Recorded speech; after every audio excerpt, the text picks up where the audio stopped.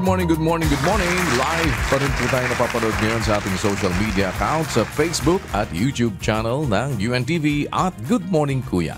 It's Monday morning, start your day right. Huwag po tayo makalimot. Una sa lahat ay manalangin, magtagubilin at humingi ng gabay ng Panginoon. Mula po dito sa Pilipinas, bumabati kami sa inyo ng isang good morning. It's time to rise and shine.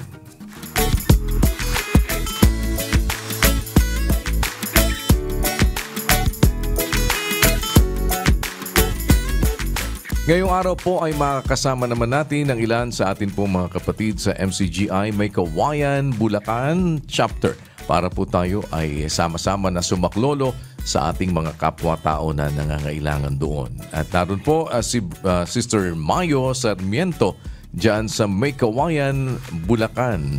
Magandang umaga. Good morning po dyan sa May Kawayan, Bulacan. Rise and shine. Good morning, Kuya! Rise and shine! Salamat po sa Diyos sa mabuting pagkakataon na kami po ay makagawa ng mabuti sa pamamagitan po ng ating programa.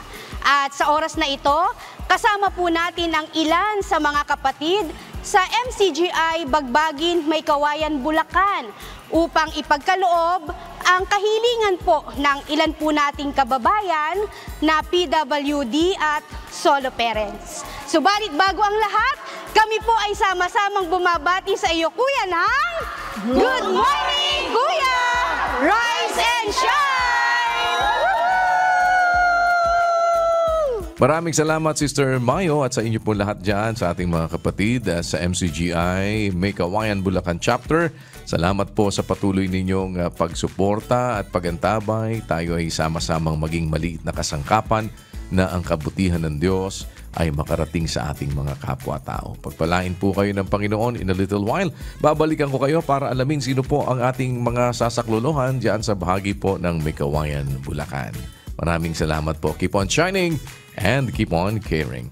Sa mga gusto po ng healthy na pagkain naman ngayong umaga, meron pong Caesar salad preparation na ituturo naman sa atin kung paano ito ay inihahanda. Panoorin po ninyo sa ating Cook It Right.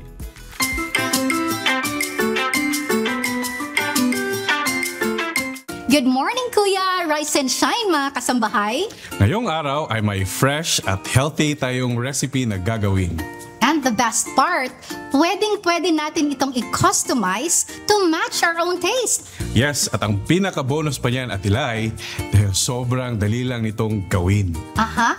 Hindi ito isang ordinaryong salad. Dahil sa araw na ito, gagawa tayo ng isang classic but flavorful na Caesar salad. Wow! Sarap pakinggan yan, Atilaya. Ano pa hinihintay natin, mga kasambahay? Tara, magluto na ta! Let's cook it right!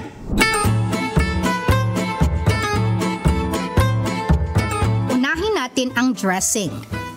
I-blend sa food processor ang mayonnaise, bawang, anchovies, lemon juice, Dijon mustard, Worcestershire sauce, Parmesan cheese, asin, paminta, at kaunting gatas para sa tamang lapot. At i-blend natin ito. Tikman at i-adjust ang timpla ng asin at paminta ayon sa panlasa. Okay na. Then set aside for 20 minutes. Habang naghihintay, ihanda ang bacon sa kawali at sindihan ng apoy. Lutuin hanggang maging golden brown sa magkabilang side. Ilipat at palamigin ito sa paper towel pagkatapos ay tadtarin at set aside. Kumuha ng kapirasong bacon at tadtarin ito hanggang maging bacon bits. At i-chop ang mga nalalabing bacon into 1-inch size. Isunod natin ang chicken breast. Timplahan ng asin at paminta. At i-massage ng konti sa kalutuin ito for 3 to 4 minutes per side.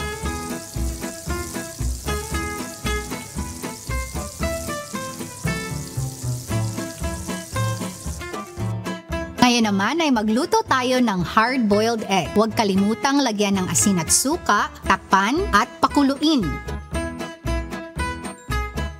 Pagka kumulo na, hinaan ang apoy at maghintay ng 8 minuto. Hanguin ang mga itlog at ilubog sa malamig na tubig sa kabalatan.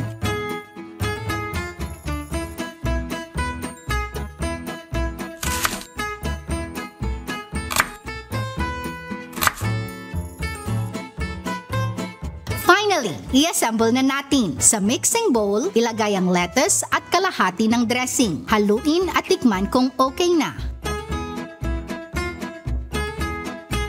Para sa plating, lagyan ng bacon, croutons, sliced chicken, boiled egg, cherry tomatoes, parmesan, and bacon bits.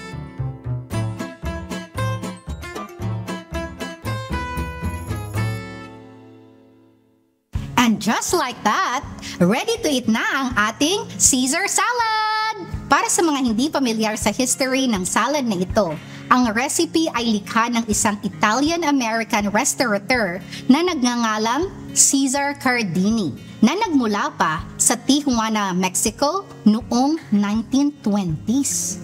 Correct. Dahil sa kakulangan ng ingredients sa kitchen niya, napilitan siyang mag-improvise ng salad. At boom! Naging instant hit. Sosyal pakinggan, pero madali lang gawin. Kaya Tilay, ano pang hinihintay natin?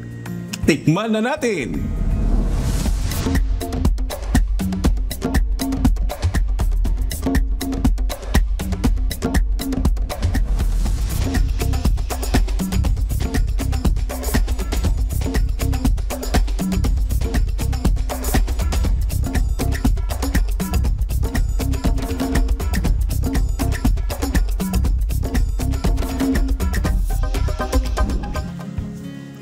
Huwag kalimutan, bago kumain, manalangin.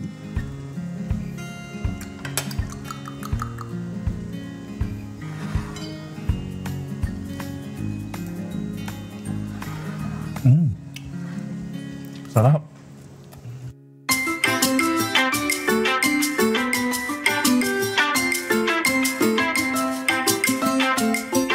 Ang Mount Everest ang pinakamataas na bundok sa buong mundo, isang kahangahangang likha ng Diyos na bahagi ng kalikasan. Gaano nga ba ito kataas at anong kakaibang taglay ng kabundukang ito? Alamin natin sa ating Wonders of Creation.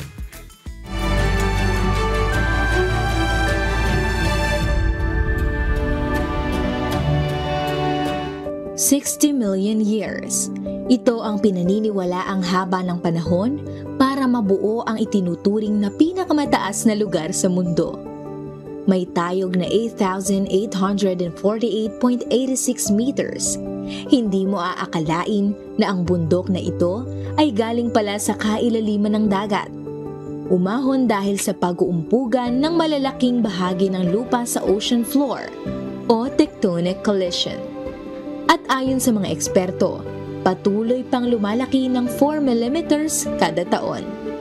Halika at alamin natin ang mga karunungan tungkol sa Mount Everest.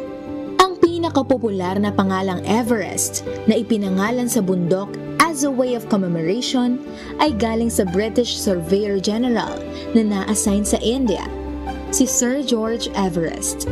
Ngunit may ipinangalan din ang mga lokal sa Nepal at Tibet kung saan may bahagi ang bundok sa bansa nila. Sagarta ito para sa mga Nepali at Chumulong man naman sa mga Tibetan. Minsan ding pinangalanan ang bundok na Peak 15 ng ibang Western explorer in 1841, pero opisyal itong tinawag na Everest noong 1865. Once considered as the unconquerable mountain, ang hindi maitatanging kataasan nito ay isang parating imbitasyon para sa hamon ng pag-akyatin at pag-aaral sa bundok. Noong 1924, nadiskubre ni Noel Odell sa Everest ang mga maritime fossils. mga sea creature fossils na natagpuan sa taas na 25,000 meters, na ayon sa kasalukuyang pag-aaral ay may 400 million years old. Also, in a historic feat in 1953, a mountaineer philanthropist Edmund Hillary and his skilled Sherpa mountaineer guide Tenzing Norgay responded to the challenge and successfully reached the summit. Binuksan pa nito ang malaking posibilidad ng pagtuklas at pagkilala sa bundok. Sa patuloy na exploration sa Everest, nakamamanghang malaman na kahit na sa lugar na hindi na kaya ng tao na manirahan, may mga hayop at ecosystem na nabubuhay. Ang mga nilalang gaya ng mga jumping spiders, arenaria flowers, bar-beaded geese, yaks, Himalayan tahr, Himalayan black bears, at pika, isang uri ng rabbit, ay wildlife na mismong pinapamuhayan ang extremely harsh environment. Tunay na ang pananaliksik at patuloy na pagsisiyasat ng mga bagay na hindi pa natin alam at napupuntahan ay nakapagbubukas ng pinto tungo sa pagkakakilala sa marami pang mga nilikha. Ang Mount Everest, liban pa sa ito ay napakalaking katibayan ng unti-unting paghubog at paglikha ng kasalukuyang mundo, ito rin ay kumakanlong ng mga iba pang nilalang na natuklasan na at mga hindi pa. Perpektong disenyo na maaaring hindi man natin lubusang mauunawaan, ngunit isang mataas, malawak at matayog na katunayan ng kanyang Wonders of Creations.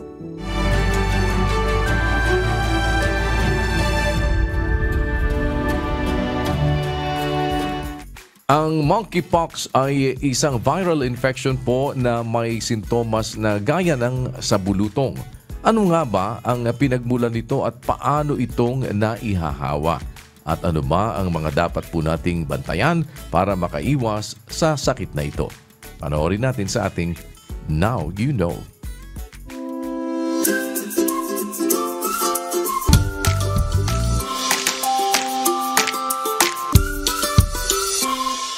Noong nakaraang linggo, sunod-sunod ang mga syudad, munisipalidad o probinsya na nag-aanunsyo ng mga kaso ng Mpox. Napapabalita ang pagdami ng kaso ng monkeypox na nagdadala ng pangamba sa mga tao. Marami ang nababahala at napapaisip kung totoo ba lahat ng nababasa online.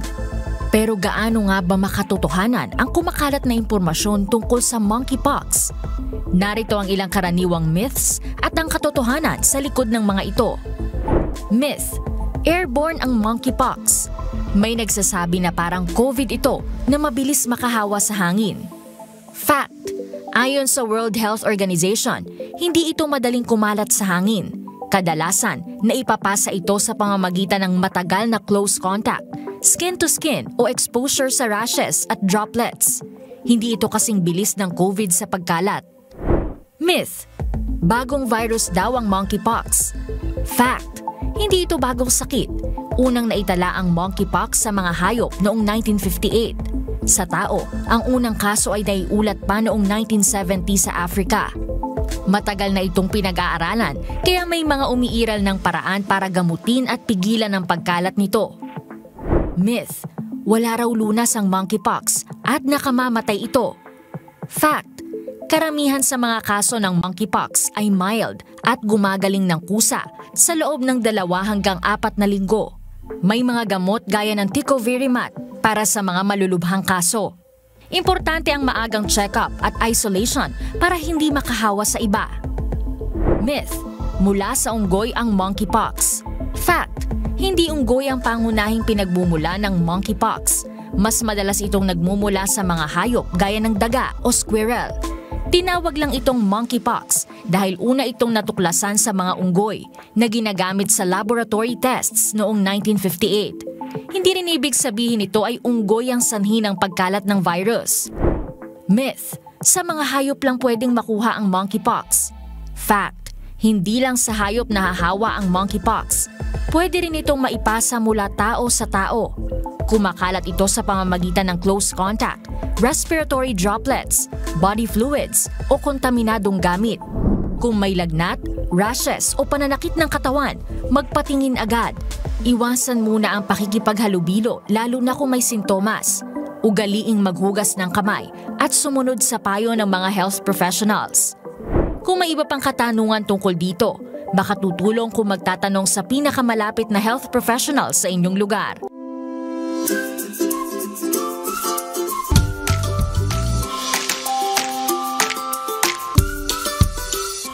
Gusto mo bang palaguin ang pera mo pero hindi mo alam kung paano magsisimula? Narito po ang madali at beginner-friendly na tips sa pag-invest. Panoorin natin sa atin pong You Can Do It.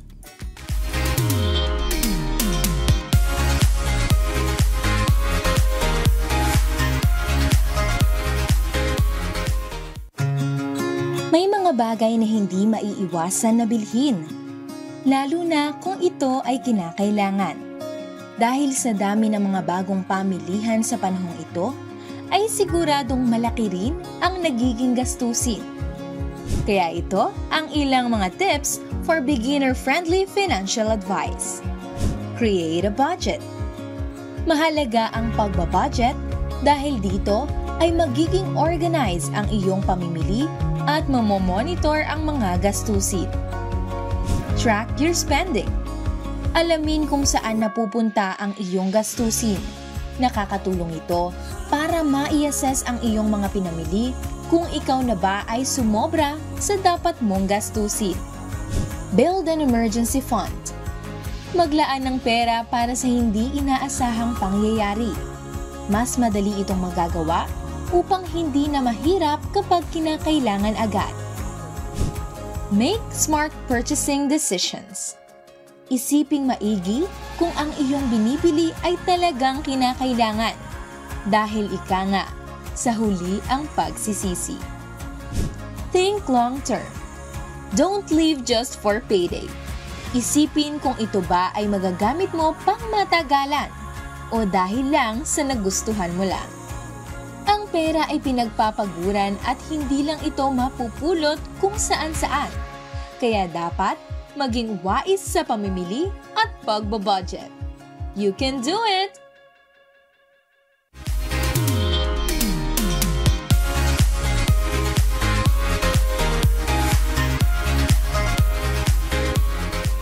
Atin na pong balikan ang ating mga kapatid sa dako ng May Kawayan, Bulacan at alamin natin sino po ang ating namang mga sasaklolohan kasama po ang members ng Church of God International o MCGI. Si Brother Christian Celadenia, magandang umaga. Good morning po dyan sa May Kawayan, Bulacan once again. Rise and shine. Kuya, salamat po sa Diyos sa mabuting pagkakataon na tayo po ay makabahagi sa gampaning ito. At mamaya po kuya ay makakapanayan po natin ang presidente po ng PWDs at ang presidente po ng Solo Parent. At of course, ang ating pong barangay captain. At bago po yan, panoorin po natin ang short video presentation kuya.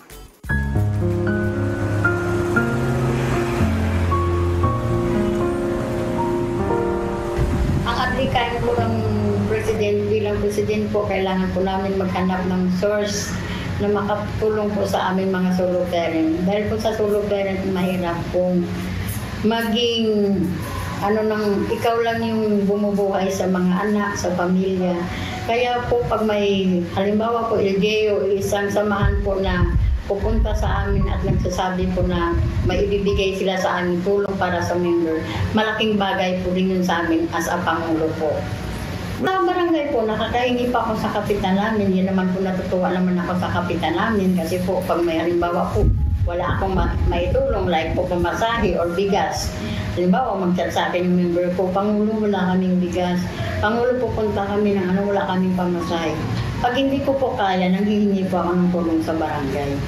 Bigas, pagkain po. Next po talaga yung pagkain po. Number 1 po yun. Kadalasan po sa mga member ko po na may mga sakit yung anak. Kahit sabihin mong pa isa-isang kilo, malaking bagay po. Yun yung po nga sinasabi ko na pag may tumulong po sa amin, alam mo yung alaki po ng tuwa ko. Kasi siguro, inano naman ni Lord na yun nga po dumating kayo. Kasi sabi ko, parang pasukan, malaking bagay po yun. Ang tulong na makakatanggap namin mula sa inyo, papunta po sa karapat-dapat na mabigyan. Nung time ng pandemic, naaalala ko po yun, nung binigyan kami doon sa may ano po ng dating daan. Parang kami po yung kumuha, parang kami yung nag-grocery ng worth 500. Alam mo po hanggang ngayon, hindi ko makalimutan yun. Yan yung sinasabi ko nung time ng pandemic na experience ko na sa halagang 500 na enjoy namin kasi kami yung kumuha eh. Hindi kami yung binigyan, parang kami yung namili. Kayo lang po yung naging paraan niya, kayo lang po yung naging daan niya para makarating po sa amin yung tulong niya. Kaya papasalamat po kami na nakuha po kami doon. Tuwing July ay nagpapamigay ako ng bigas, subsidy. Tapos tuwing year-end naman, groceries and subsidy ulit na rice. Yung dahil talaga, yung bahay po nila, yung CCI din namin. Kasama namin yung mga DSWD. Yung mga may kakayahang magtrabaho, dito lang sa mga factory, yung meter base yun, inaano nila yung mini-screw. Iba-iba po, minsan yung mental disability, autism, tapos yung ano po, visual, tapos polio. Kailangan din nila kahit na may word sila, parang hindi sapat sa kanila yung word nila. Yung isa kong member, polio, bali ano yun, orthopedic disability. Tapos may 4 siyang anak. Tapos may isa pa siyang autism na anak. Maaari po, ang gusto ko pong ilapit ay yung rice subsidy at saka mga groceries. Mga makakatulong sa akin mga member. Mga groceries. Malaking tulong na po yun. Kahit hindi ko pa alam po ano po yun.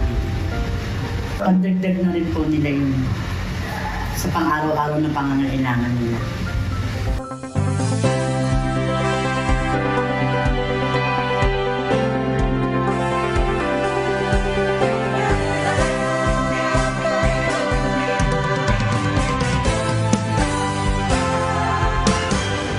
Salamat po sa Diyos sa mabuting pagkakataon na tayo pong mga magkakapatid ay makabahagi at makadamay sa pangangailangan po ng ating pong mga kapwa-tao. At ngayon po, Kuya, nandito po ang presidente po ng solo parent na si Ma'am Edna Durimon at maging ang presidente po ng PWDs na si Ma'am Arlene Magpok. At gayon din po, of course, nandito po ang ating pong barangay captain na si Barangay Captain Boyet Rivera. At tanggapin po ninyo, ito pong ipinagkaloob po ng MCGI, ang pre-store po. At matanong ko lang po, paano po ito makakatulong po sa ating pong mga solo parent at maging sa ating pong mga PWDs? Unang-una po, napakalaking bagay po nito na nabigyan niyo po kami ng ganitong pagkakataon. Unang-una po na ang ating pong PWD na sila po ang mag-distribute nito para may bigay doon sa karapat-dapat nating bigyan. Unang-una nga po, napakarami pong nangangailangan dito sa atin. Ganon din po sa ating solo parent na si Edna Durimon dahil alam nila kung sino-sino po yung mga pagbibigyan natin ng mga ganitong pagkakataon. Ayan po. Maraming salamat po. So, salamat po sa Diyos at tanggapin po ninyo itong ibinigay ng MCGI na pre-store at pagdamutan nyo po ito at sana ay makapagbigay ito sa atin ng kasiyahan, maging sa ating pong mga solo parent at maging sa ating pong mga PWDs. So, yun po. Salamat po sa Diyos sa mabuting pagkakataon na ito. At Kuya, mayroon po kaming sabayang pagbati dito po sa Barangay Bagbagin, May Kawayan, Bulacan. Salamat sa Diyos! Pag-ibig! Maraming salamat, Brother Christian, at sa inyo po lahat dyan sa May Kawayan, Bulacan. Minsan pa, salamat po sa inyong partisipasyon. Pagpalain po kayo ng Panginoon at kaawaan kayo ng Diyos at ang inyong buong sambahayan. Lagi po naming dalangin ang lahat na mabuti para sa inyo. Salamat po sa inyong patuloy na pakikipagkaisa. Keep on shining and keep on caring. At tunghayan naman natin sa pagkakataong ito ang kwento ng pagsisikap ng isang tatay na manahin ng damit upang maitawid ang pangangailangan ng kanyang pamilya. Kahit mahirap, huwag susuko. Laban lang.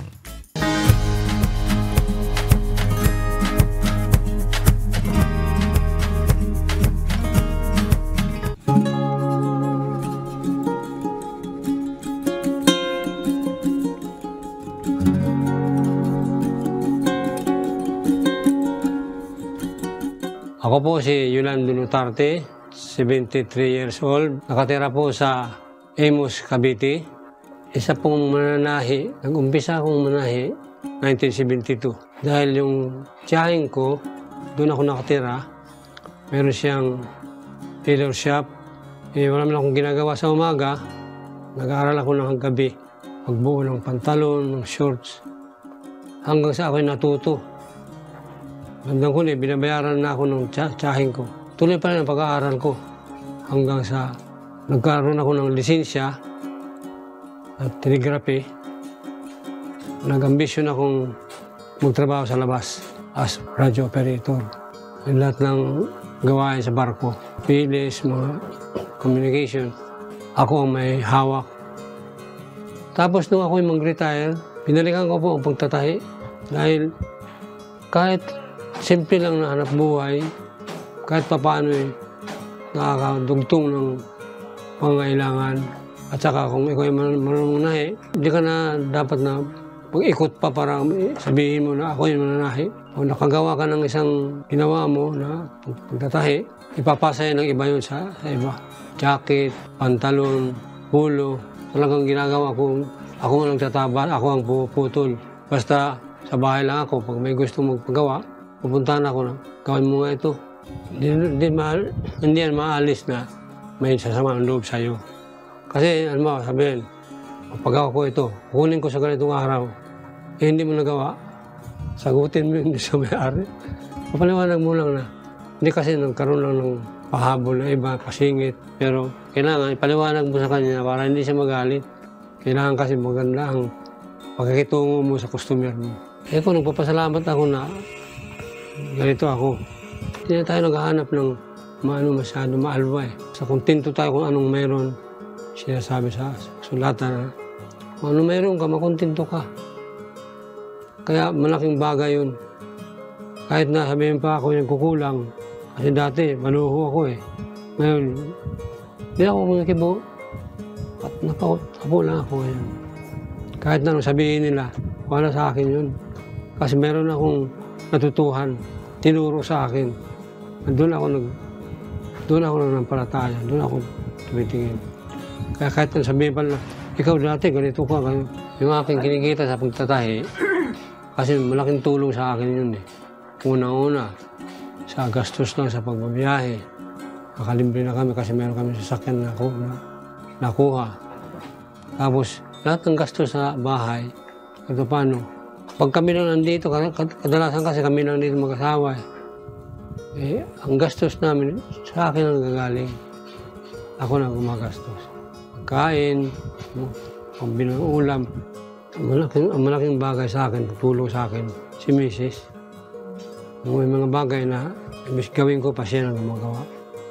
Kaya pagtatahi, pag mayroon akong talagang kailangan na gawin dahil kailangan niya, kailangan ng customer niya, tututukan ko yan, bubuhin ko yan. Pabaya ko, alam ba kung may kabataan na gusto mag-nahi, mag-concentrate lang.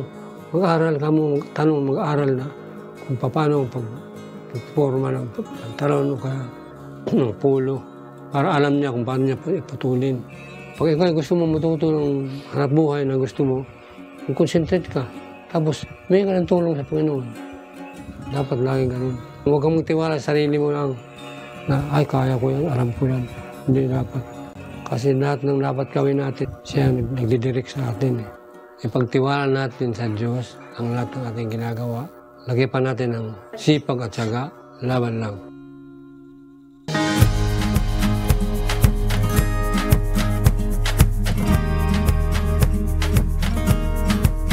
Sa atin pong viewpoint muli, isang tanong ang atin po namang itinanong sa ating mga kababayan tungkol sa isang issue. Kung ano ba ang dapat nating gawin kung nakakaranas tayo ng unfair treatment mula sa ibang tao. Ano ang kanilang pananaw tungkol sa mga bagay na ito? Pakinggan natin ang kanilang katugunan at alamin naman natin kung ano ang sinasabi ng banal na kasulatan tungkol dito.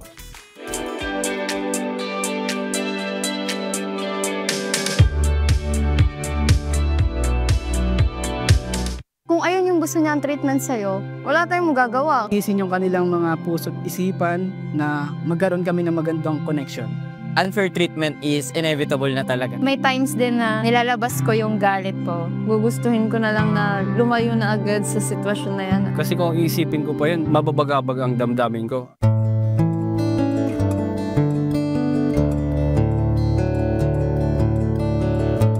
Siguro po ang gagawin ko, kung nakakaranas man ako ng unfair treatment galing sa ibang tao, ay ipapasa Diyos ko na lang, saka di ko na masyadong iisipin. Kasi kung iisipin ko pa yun, mababagabag ang damdamin ko. By that, hindi ko pang ikabalisa yun. Mas maganda nga yung may kapayapaan ka sa puso na wala kang iniisip ng iba, ng masama sa iba. Kung ayun yung gusto niyang treatment sa'yo, wala tayong magagawa kasi siya yun eh. Kumbaga may sarili-sarili tayong opinion, may sarili-sarili tayong personality. Tapos, kung ano yung mas gusto mong ibigay dun sa taong yun, let them be. Para sa akin, ipagpasa Diyos na lang natin lahat. Kasi ang Diyos na ang bahala sa akin. Idadalangin ko yung unang-una yung sarili ko na wag ako magkaroon ng sama ng loob sa kanila, na wag ako magkaroon ng laban sa kanila. At idadalangin ko rin sila na linisin yung kanilang mga puso't isipan na magkaroon kami ng magandang connection. Ayun yung mga bagay na gagawin ko kapag nakakaranas ako ng unfair treatment sa ibang tao. Para sa akin naman kasi yung treatment ng ibang tao is hindi naman natin siya makokontrol. Like, in the space of our control, siyempre. Tapos, kung ano man yung maibigay nilang treatment, wala naman tayong magagawa dun. Dahil wala tayong magagawa, iisipin pa ba natin yan? Wala naman pa tayong magagawa, di ba? Parang pag inisip pa kasi natin yung mga bagay na hindi naman natin kayang baguhin, like mahirap talaga na ganun yung sitwasyon, pero hindi naman natin yung makokontrol. Unfair treatment is inevitable na talaga. Palagi nating nararanasan yan as tao, and part na yan ng conscience natin, mga bagay talaga na hindi makokontrol, wala kang magagawa dyan. Pag wala kang magagawa, huwag mo pansin. To be honest, hindi ko alam kung ano yung gagawin ko talaga.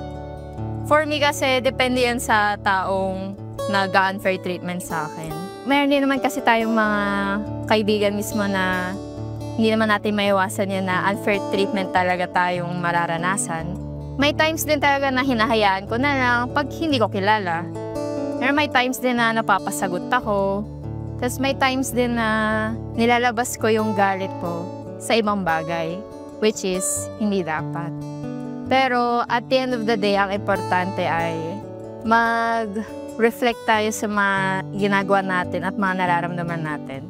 Since, syempre, hindi naman tayo perfecto at lahat naman tayo nagkakamali. Pag kaya ko, mag-speak out ako, and then once na nakailang back and forth na, gugustuhin ko na lang na lumayo na agad sa sitwasyon na yan as soon as possible. Nahihirapan ako mag-speak out, tapos parang sa moment na yon, gusto ko na lang umiyak and pinagdududahan ko yung sarili ko kung ako ba yung may mali o siya ba. Nagko-conflict yung feelings ko. Yung hayaan na lang yung isang tao. Then, para sa pakikiramdam na lang kung ano ang nararamdaman ng isang tao at paglayo na lang. Kapag nakararanas tayo ng hindi makatarungang pagtrato, ayon sa psychology, mahalagang huminto muna, kumalma, at pag-isipan ng maayos ang magiging tugon. Ang padalos-dalos na reaksyon ng walang sapat na pag-unawa sa sitwasyon ay maaaring humantong sa mas malalang problema. Pero ano kaya ang payo ng Biblia kung nakararanas tayo ng hindi patas na trato mula sa ibang tao? Wala nang contented life on earth. A life full of contentment, yung pamumuhay na meron kang kasamang Diyos sa buhay. Kasi pag may kasama kang Diyos sa buhay, kahit nga magalit sa'yo buong mundo, meron naman kayong unawaan ng Diyos na yung creator eh. Kahit magalit ang nanay mo, tatay mo, kahit itakwil ka pa ng buong mundo, may kapayapaan ka. Basahin natin ang Juan, Kapitulo 15, versikulo 19 hanggang 20. Kung kayo'y taga-sanglibutan, ay iibigin ng sanglibutan ang kaniyang sarili. Ngunit sapagkat kayo'y hindi taga-sanglibutan, kundi kayo'y hinirang ko sa sanglibutan, kaya napupuot sa inyo ang sanglibutan. Alalahanin ninyo ang salitang sa inyo'y aking sinabi. Ang alipin ay hindi dakila kaysa kaniyang Panginoon. Kung ako'y kanilang pinag-usig, kayo man ay kanilang pag-uusigin din. Mismo si Kristo nakaranas ng pag-uusig ng kapwa-tao eh. Pero nabuhay siya ng isang buhay na contented. A life full of contentment sa pagsunod sa kalooban ng Diyos. At sabi niya, kung inuusig kayo kasi hindi kayo taga-sanlibutan. Gaya rin niya, hindi siya taga-sanlibutan, kaya nagagalit sa kanya yung mga taga-sanlibutan. Kung kayo taga-sanlibutan, iibigin ang sanlibutan ng kanyang sarili. Ngunit sapagkat kayo hindi taga-sanlibutan, kundi hinirang ko kayo sa sanlibutan, kaya kinagagalitan kayo ng sanlibutan. Sabi ng Panginoong Hesus, alalahanin ninyo ang salitang sinalita ko sa inyo. Ang alipin ay hindi dakila sa kanyang Panginoon. Kaya ako na nga, Panginoon na, sabi niya eh, pinag-uusig pa nila ako eh, kayo man pag-uusigin din. So yung pag-uusig, we must not take it as a problem. Yung pag-uusig, mga problema, hindi dapat nating tanggapin yun na parang problema, kundi yun ay mga bagay na kasama sa realidad ng buhay at ang dapat panghawakan, panindiganan. Kung ikaw ay may tiwala sa Diyos, walang masamang mangyayari sa'yo. Pag may tiwala ka sa Diyos, may pagmamahal ka sa Diyos, sa 8 ng Roma, at nalalaman natin na ang lahat ng mga bagay ay nagkakalakip na gumagawa sa ikabubuti ng mga nagsisiibig sa Diyos, sa makatwid bagay niyaong mga tinawag alinsunod sa kaniyang nasa. Umiibig ka sa Diyos, lahat ng bagay will work for your good. Sabi ni Pablo, lahat ng bagay ay gumagawa sa ikabubuti ng umiibig sa Diyos. Kaya ang dapat mo lang masiguro, meron ka bang pag-ibig sa Diyos? May kapayapaan ba kayo ng Diyos na dalawa? Nagkakaintindihan ba kayo ng Diyos mo? Yun ang pinaka-best assurance of a life that can be lived plentifully and joyfully on earth. Kasi ang joy, hindi lang naman yung material eh. Hindi naman ang joy o ang kaligayahan yung nasa pera, nasa maraming pagkain, pag-aari, hindi yun. May kaligayahang espiritual. At yun ang pinakamahalaga sa lahat.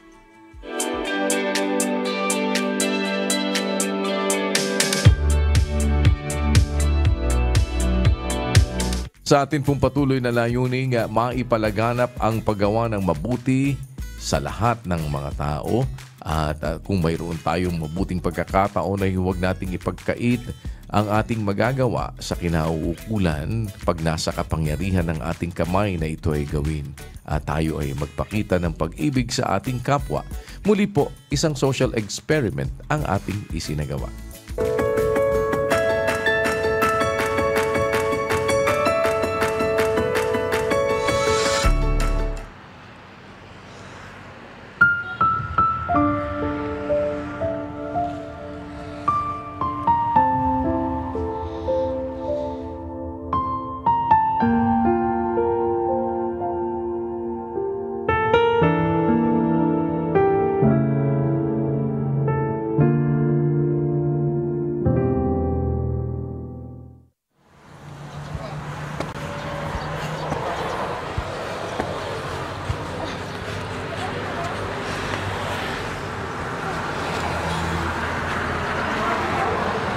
Tira na ba eh? Ayan. Sige. Ayan.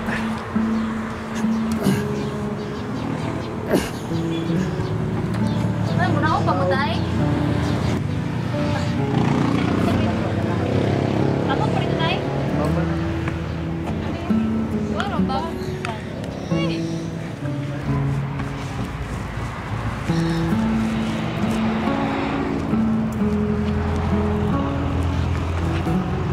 Sige po, mauna ka po. Okay na ka? Nabahata ka, babe. Dali. Bugot kayo yung gidala.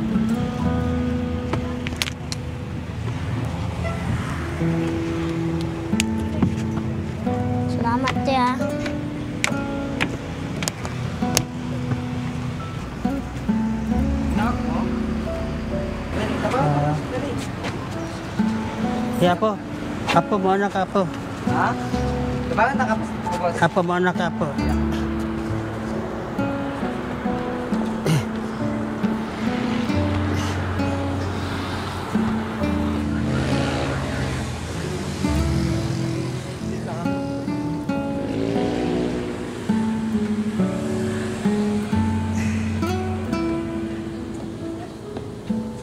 Salamat. Salamat anak. Salamat, maraming salamat sa inyo anak.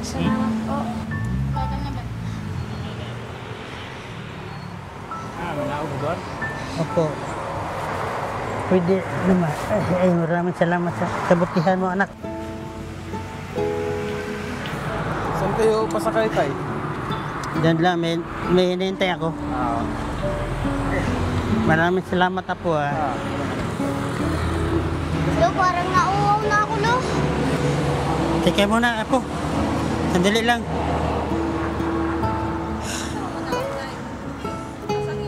Nasa laundry. Nahirapan ako.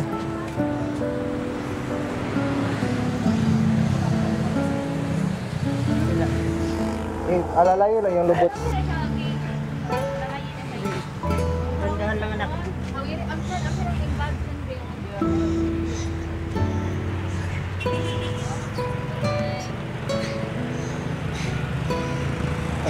Pasensya ka na anak ha. Naaban lang tuloy kita. Okay, tubig?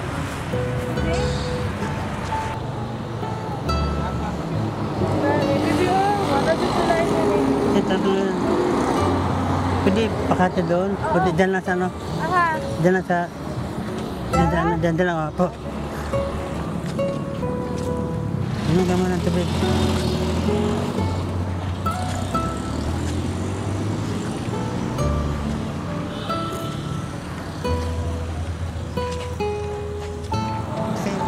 Nakita ko lang sana kayo, di doon tayo sa baba dumaan, hindi na dito sa overpass. Salamat po. Salamat tayo.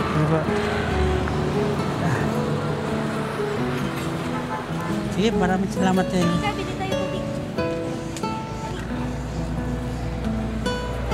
Nakakahiya naman.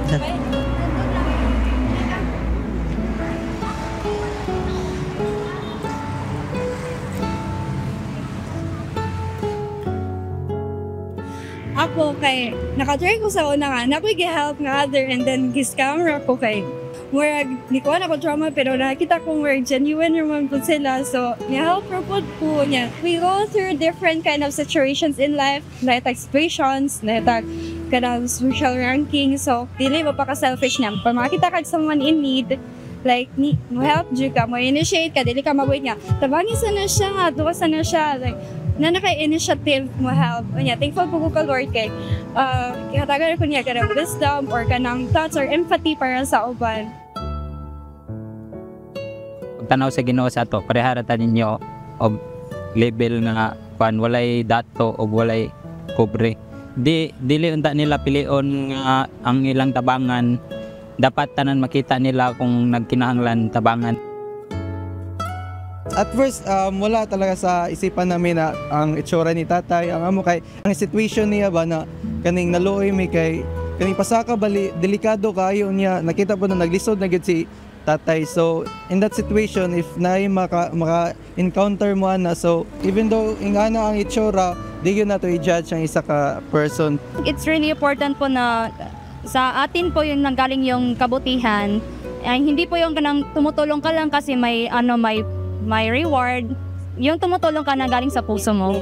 Kailangan din na as a future educator, we know how to, we have the responsibility nga tulungan yung iba. Dami lang sa feeling nga nakatabang ka sa lain, balag, naunsa na ako balag, basta nagigil ko nga pauli, balag, okay lang kayo, basta dami ka sa feeling nga okay siya, basta kato lang nga way, kana lang is enough na nga makatabang ko sa iya ha.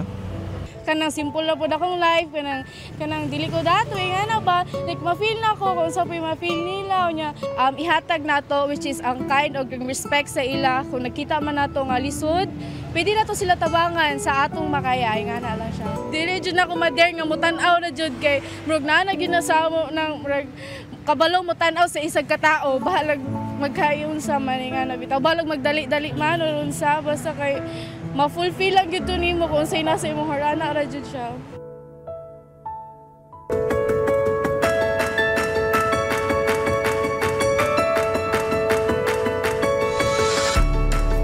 Ang atin pong regular na medical mission ginagawa dito po sa ating lokal ng Doña sa Orani, Pulangco Street, Barangay Doña, Orani, Bataan ay nagpapatuloy. Kanina pong alas 5 ng umaga ay nagpasimula na po ang atin pong registration. Tatagal po yan hanggang mamayang alas 9 ng umaga. Kaya tuloy-tuloy lamang po. At kung mayroon po tayong higit na maitutulong, ito po walang pagtatangi naman natin ginagawa. Wala tayong hinihintay na kapalit. Wala kayong babayarang anuman. Anuman po ang inyong relihiyon, anuman ang inyong political affiliation, kulay, lahi o wika. Bukas po ang atin pong ginagawang medical mission po na ito para sa ating mga kapwa-tao na nangangailangan. At tayo po'y makibalita sa ating mga kapatid dyan ngayon sa atin pong lokal ng Doña sa Orani, sa Pulangco Street, Barangay Doña, Orani, Bataan. Kumusta po tayo dyan mga kapatid? Ano po ang balita? Yes, good morning. Ayan po, good ang morning po talaga dito sa ating dako. Dahil po ngayon po ay araw ng Lunes, syempre po open po muli ang ating MCGI Clinic dito po sa Barangay Doña sa May Orani, Bataan. Na talaga naman pong yung mga tao po malapit dito ay talagang inaabangan na po yung pagbubukas weekly nitong ating clinic para po sila po ay maaga makapagpa-register kung saan wala pa nga pong alas 5 ng umaga or hindi pa po nagbubukas yung ating registration ay nakaabang na po sila dito or nakapila na po sila sa ating waiting area para po agad-agad makapagpa-register po sa kanila pong medical services na i-avail ngayong araw. And kanina nga po, nakita po natin yung pagdating ng ating mga kasambahay na magpapa-check up. Sila po ay hindi lamang po nagmula dito sa Barangay Doña or dito po mismo sa lapit-lapit lang.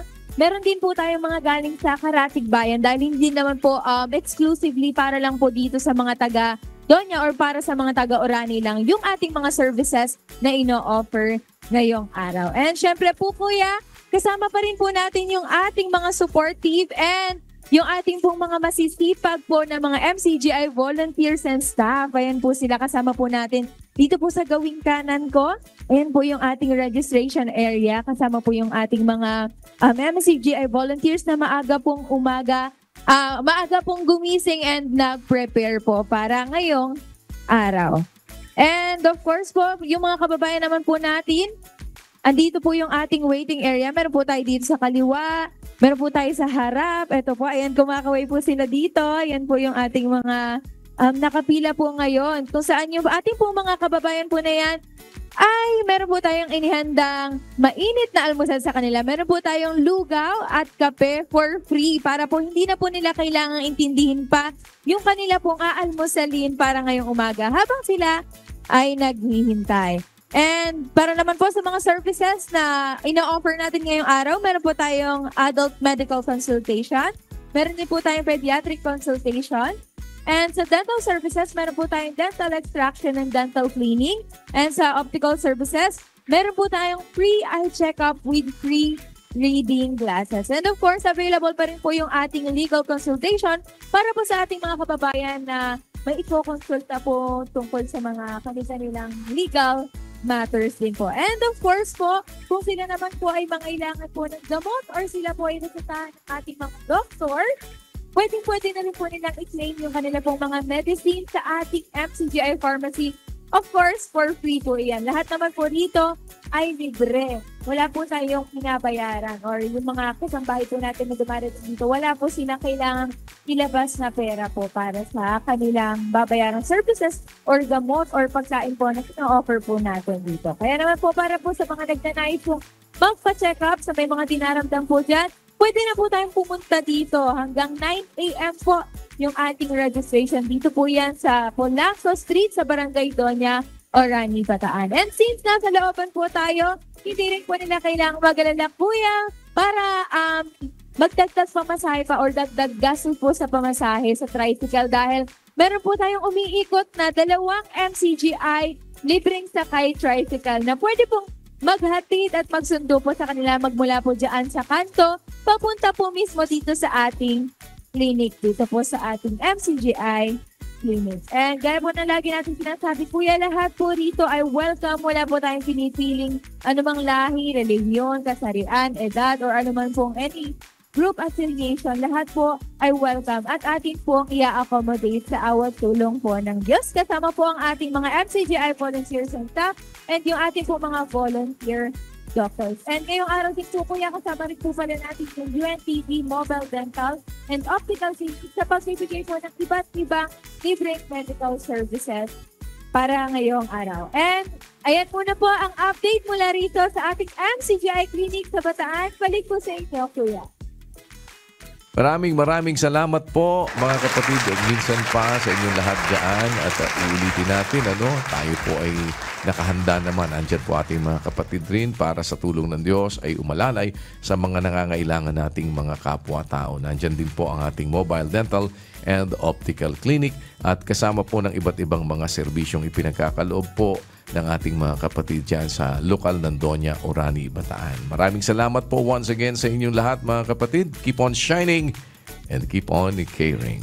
At sa lahat ng ating mga kapwa-tao malapit po sa lugar, meron pa po kayo hanggang mamayang 9 o'clock ng umaga para makapagparehistro at atin naman pong pinagsisilbihan sa kabuuan ng maghapon yung mga makakaabot sa atin pong cut-off.